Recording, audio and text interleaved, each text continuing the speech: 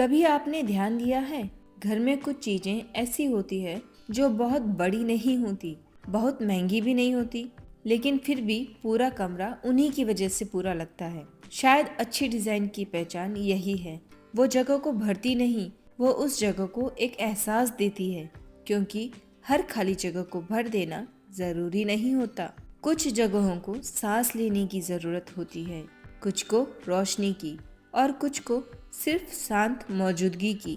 आज की दुनिया हमें लगातार यही सिखाती है कि और जोड़ो, और खरीदो, और दिखाओ, लेकिन शायद सुंदरता का रिश्ता ज्यादा से नहीं, सही से होता है। एक सही आकार, एक सही जगह, एक सही संतुलन। हमारे पुराने भारतीय घरों में भी यही सोच छिपी हुई थी।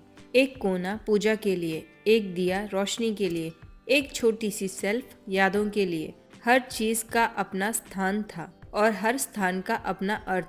शायद इसीलिए पुराने घर भले ही मिट्टी के थे, लेकिन उन घरों में उनके रहने वालों की आत्मा बसती थी। अच्छी डिजाइन कभी शोर नहीं करती, उसे ध्यान खींचने की जरूरत नहीं होती। वो धीरे धीरे आपकी आदत बन जाती है।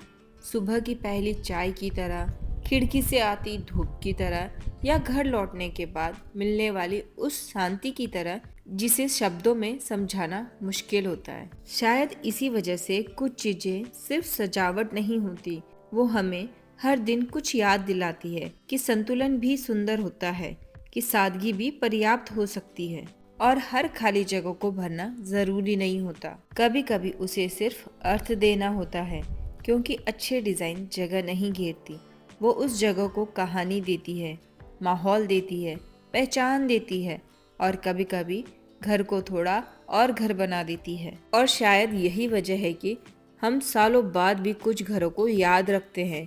हमें उनकी दीवारों का रंग याद नहीं रहता, फर्नीचर का डिजाइन याद नहीं रहता, लेकिन याद रहता है उनका एहसास। सुबह की वो रोशनी जो एक कोने में ठहर जाती थी, किसी सेल्फ पर रखी हुई वो छोटी सी चीज जिस पर नजर हर दिन पड़ती थी, और हर बार वही शांति महसूस होती थी। शायद घर यादों से नहीं बनते, यादें घरों से बनती है। उन छोटी छोटी चीजों से जो बिना कुछ कहे हमारी रोजमर्रा की जिंदगी का हिस्सा बन जाती है। और शायद डिजाइन का सबसे बड़ा उद्देश्य भी यही है, सिर्फ सुंदर दिखना नहीं, बल्कि किसी जगह को इतना अपना बना देना कि वहाँ मौजूद हर चीज आपकी कहानी का हिस्सा लगने लगे। क्योंकि आखिर में हम चीजों के साथ नहीं रहते, हम उनके बनाए हुए एहसासों के साथ रहते हैं। इस स्पॉट पर क्या डिजाइन बनाऊंगी वो आपको नेक्स्ट वीडियो पे देखने को मिलेगा। मैं हूँ मनीषा, मिलते हैं अगली कहानी में।